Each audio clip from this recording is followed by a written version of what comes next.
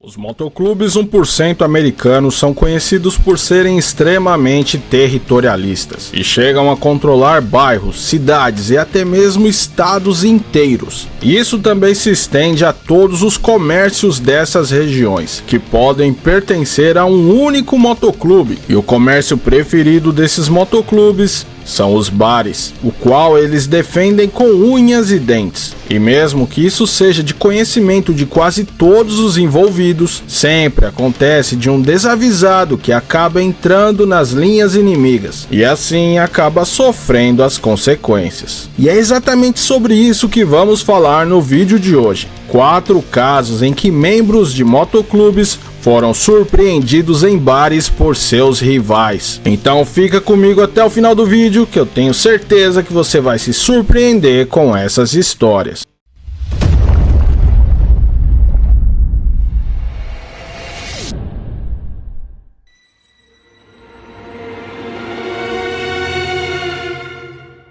Começando com um caso bem recente, que aconteceu em março de 2024. Por volta da meia-noite e meia, Jeffrey Jones, de 49 anos, chegou ao bar Birdwalk Grill, em Florida Keys, no estado da Flórida. Jones foi ao balcão e pediu uma bebida, mas uma coisa que chamava a atenção era a camiseta que ele vestia, pois ela continha os patches e símbolos do grande motoclube americano Outlaws Motorcycle Club. E esse não era o tipo de atenção que Jeffrey Jones queria, já que minutos depois de sua chegada, 3 membros dos Pagans Motorcycle Club, motoclube rival dos Outlaws, chegaram o procurando. Fato esse que levou os investigadores a acreditarem que os Pagans foram avisados da presença de Jeffrey Jones pelo próprio dono do bar ou algum funcionário e até mesmo um frequentador local. Os 3 membros dos Pagans logo encontraram Jones, que foi arrastado para o estacionamento. Lá havia um 4º membro dos Pagans esperando, e eles arrancaram a camiseta de Jones e o encurralaram entre os carros, e assim passaram a agredi-lo. E quando eles se preparavam para fazer Deus lá sabe o que, uma viatura da polícia que passava em patrulhamento os surpreenderam e prenderam todos. Levados para o interrogatório, todos os envolvidos, inclusive a vítima, se recusaram a fornecer qualquer informação à polícia, mostrando que a lei do silêncio nas ruas ainda impera entre os motoclubes fora da lei.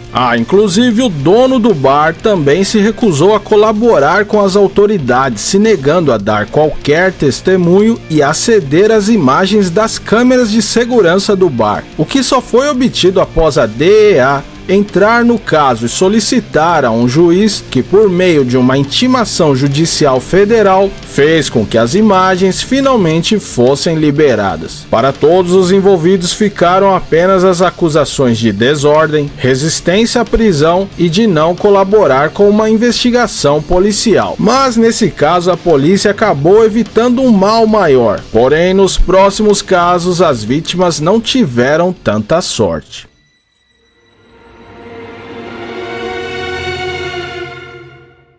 Ainda na Flórida, mas dessa vez do lado dos Prepertadores, 6 membros dos Outlaws espancaram e ameaçaram um membro de um MC não divulgado. Na ocasião, a vítima relatou que em 7 de maio de 2022, ele estava curtindo em um bar, quando um dos Outlaws o reconheceu e uma discussão foi iniciada. Porém, em determinado momento, outros 5 Outlaws chegaram e o arrastaram para fora. Lá, uma verdadeira sessão de espancamento se iniciou, deixando a vítima com diversas fraturas no rosto, um braço quebrado e ainda teve o seu globo ocular atingido pelo cano de uma pistola. Tudo isso enquanto a pessoa que segurava a arma o ameaçava, dizendo que se ele fosse até a polícia, ele seria um homem morto. Após investigações e análise de câmeras de segurança, todos os agressores acabaram presos.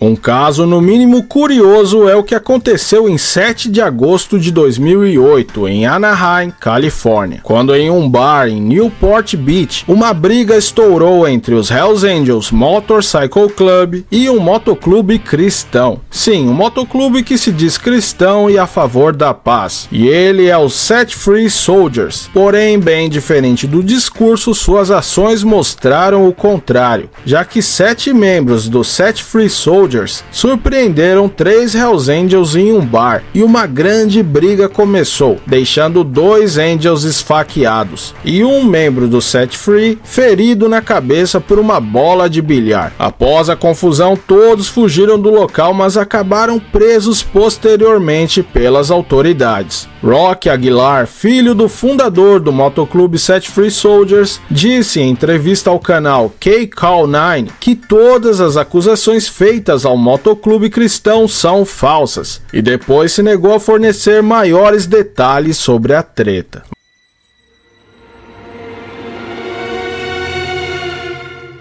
Mas nenhum desses casos chegou perto do que aconteceu em abril de 2023 em Oklahoma, mais especificamente no bar Whiskey and Barrel, um lugar conhecido por seus clientes como um ambiente familiar, mas que foi palco de um terrível tiroteio que deixou 3 mortos e vários feridos. Após serem chamados, o que a polícia encontrou no estacionamento do bar mais parecia uma cena de guerra. Inclusive, uma das garçonetes foi baleada nas pernas. Porém, mesmo com tantas vítimas e testemunhas, ninguém quis falar sobre o caso. E pior, apenas algumas horas depois, mais 4 tiroteios em bairros próximos ocorreram. Alguns canais de televisão chegaram a noticiar que poderia se tratar de um atirador em massa. Mas com o passar dos dias, o caso foi sendo esclarecido. Por volta das 9 da noite, 2 membros dos Romietos Motorcycle Club, Eric Oberholtzer e Tyler Myers, saíram do bar Whiskey and Barrel e acabaram notando a presença dos membros dos Bandidos Motorcycle Club, Andrew Samp, Francisco Tanajara, Douglas Jacobs e Nicholas Sweet, e eles estavam do lado de fora. Então lá no estacionamento uma troca de ofensas e provocações começaram, até que Andrew Samp partiu para cima de Tyler Myers e o atingiu na região da cabeça. Porém, Myers estava armado e teve tempo de sacar a sua arma e ferir mortalmente Samp. Enquanto isso, Tanajara também partiu para o ataque contra Oberholtzer, que também estava armado, e Tanajara teve o mesmo destino de Samp, também foi a óbito. Enquanto isso rolava, o membro dos bandidos Douglas Jacobs revidou baleando e matando Oberholtzer. Já o outro membro dos Romietos, Tyler Myers, tentou fugir para sua moto, mas foi baleado por Nicholas, que o largou lá em estado grave. Tudo isso em segundos de intensa trocas de tiros. E esse foi apenas o início de uma treta gigantesca entre os bandidos e os Romietos, e com vários outros desdobramentos que eu inclusive já noticiei aqui no canal. Então, se você quiser saber mais sobre essa treta, dá uma olhada nesse vídeo aqui, o link vai estar na descrição. Todos esses casos têm em comum a dificuldade no qual as autoridades encontram para resolvê-los, já que seja por medo das testemunhas ou por respeito ao código Biker 1%, quase ninguém se propõe a colaborar com as autoridades. Então muitas dessas tretas acabam sem solução. E esses são apenas 4 de muitas outras tretas que rolaram. Então, se você curtir e pedir nos comentários, eu faço mais com outros casos ainda mais sinistros. Fala galera, Malone aqui, saudades de vocês, meus amigos. E para você que chegou até aqui, você curtiu o nosso conteúdo, então nada mais justo que aquele likezão sagrado. E se inscreva, caso você ainda não seja. Agora, se você quiser saber quais são os 10 motoclubes 1% mais perigosos do mundo, clica aqui nesse vídeo que está imperdível. E então é isso, meus amigos, um abração do Malonão e nos vemos novamente em breve aqui no Top Mundo.